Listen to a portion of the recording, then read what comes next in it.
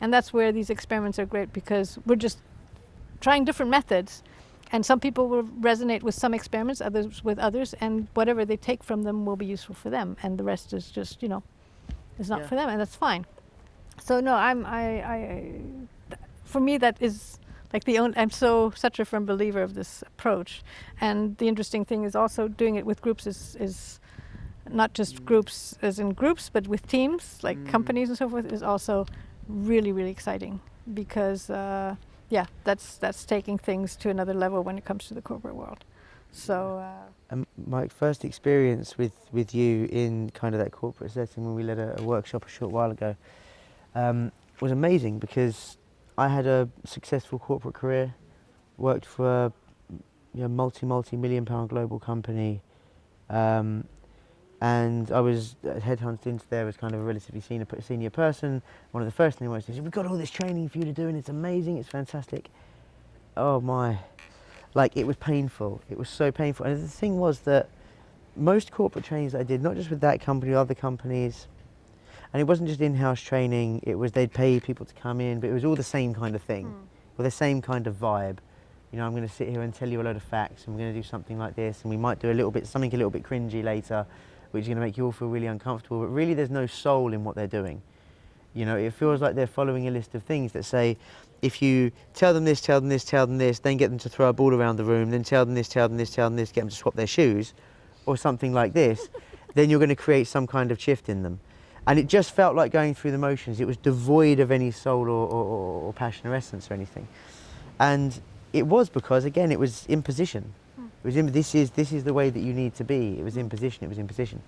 And the messed up thing was, like, in every training session, I'm a little bit of a geek with things, so I'll ask loads of questions and sit there and make crazy amounts of notes. Even I struggled in these sessions, but I would look around the room, and it was commonplace to see someone like this in the corner of the room. Yeah, sure. But the trainer 9 times out of 10 wouldn't even reference it, would just carry on, and I'm thinking, you really have no interest of getting anything out of this. You've come here to just tick off a box and, get some hours and whatever it would be. So for me, corporate training was always like, we'd get something announced and it'd be like, it's just a waste of my day. And because the team that I ran was a revenue generating team, in my mind I'm thinking, okay, you're taking 20 of my team out for 2 hours each. You've just taken 40 hours of revenue generation out of my team. It's crazy. So there was always this disjointed thing with it. But when I got to witness and got to the honour of co-hosting and leading the workshop with you, it was phenomenal. I mean, the engagement, the interaction, and I remember in the first short part of it, my immediate thought was, this should be far more structured. And as I kind of said that in my head, I immediately heard what I said, immediately thought, why are you saying that? And then I realised I was only saying that because my experience of all these terrible corporate sessions was saying to me just, well, that's what it should be like. And so I laughed at myself in the moment, and it was fun.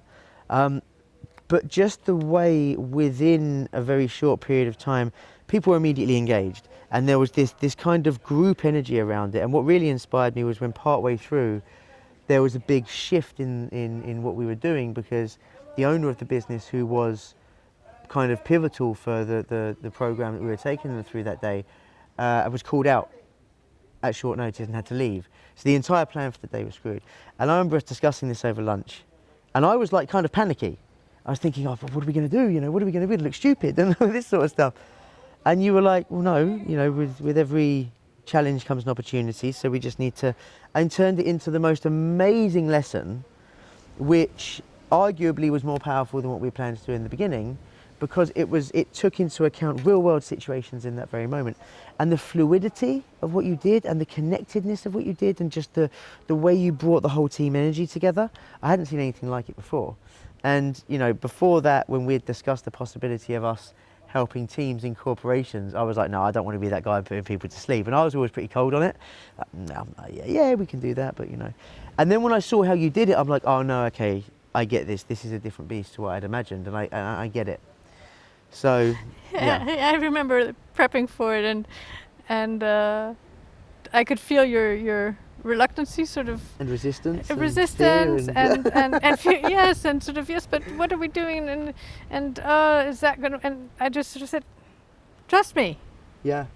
you know, it's going to be fine, and everybody. But yeah, but some people won't. Just and this is. I'm not saying that it's always magnificent. Some of the workshops are incredible, and some of them are less incredible because you can't, have a magical moment every single time you do a workshop. Like for me, because I've done so many, I can. Of course, there's some that I've liked better than others, or that I felt that the shift was bigger than others. But the thing is, it depends on the group. There's only so much I can be responsible for. Yeah.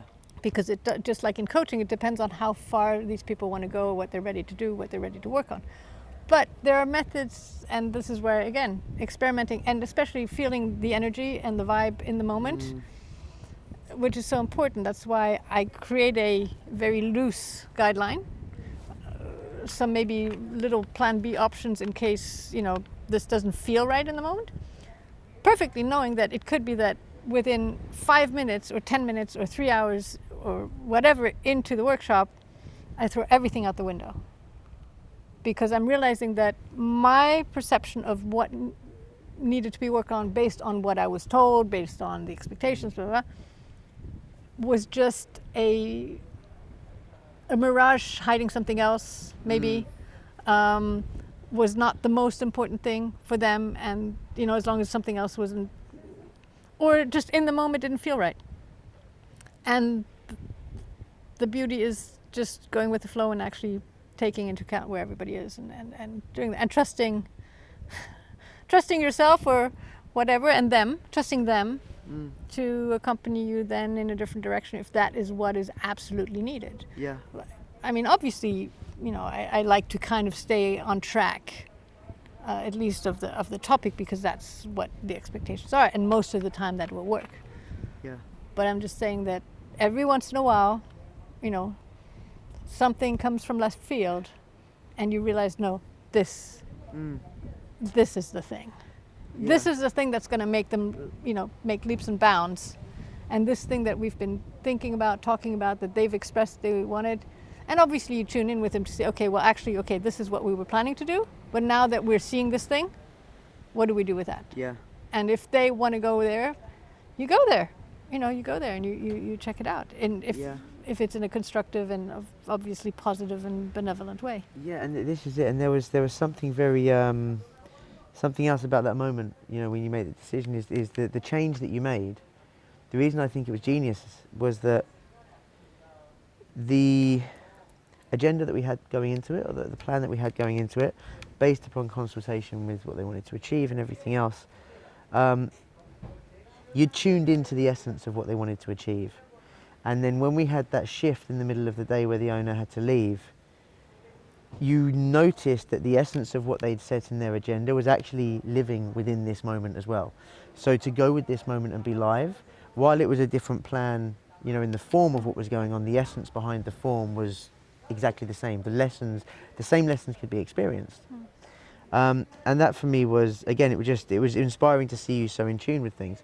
And when we got to the end of the day, some of the people coming up to the feedback was just amazing, like just really, really amazing. Like again, they'd been with us for a whole day, and as I said earlier, people fall asleep in these things for 2 hours. I've seen, so for a whole day.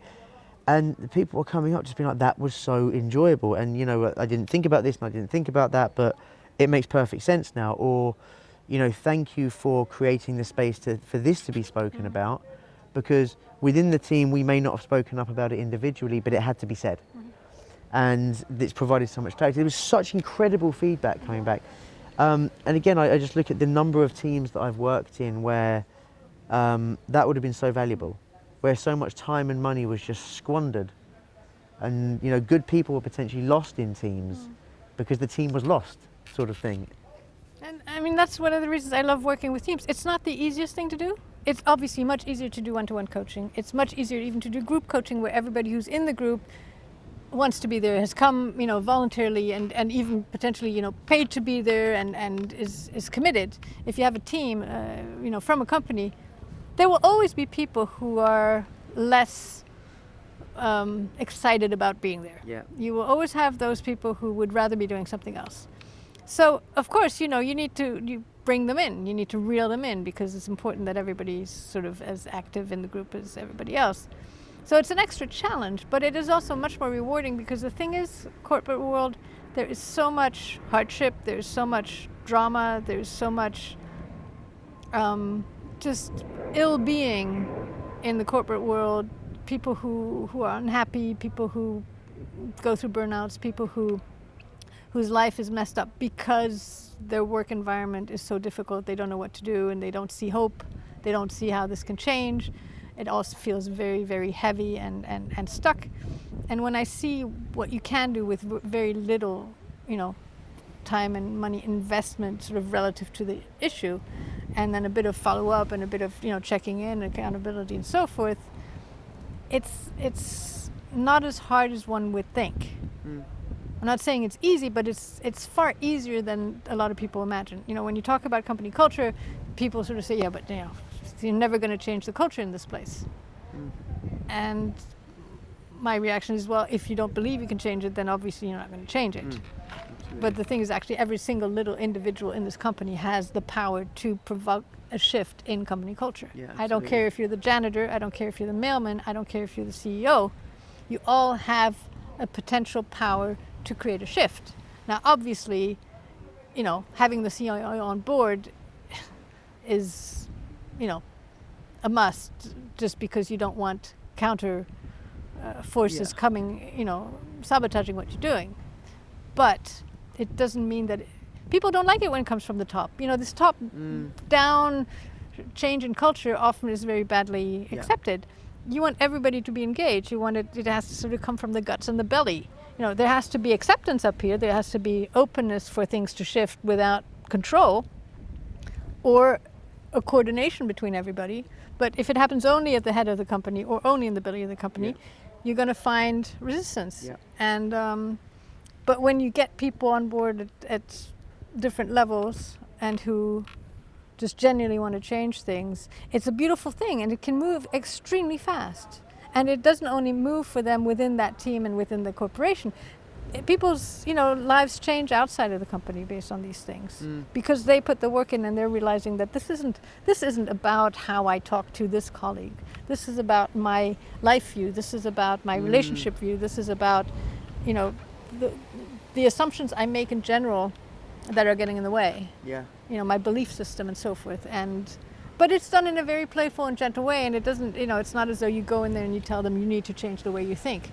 It just happens naturally for most people, and then it doesn't happen for some. It's true. Some people, they stay stuck where they are, and most of the time these people realize that they're maybe not in the right place.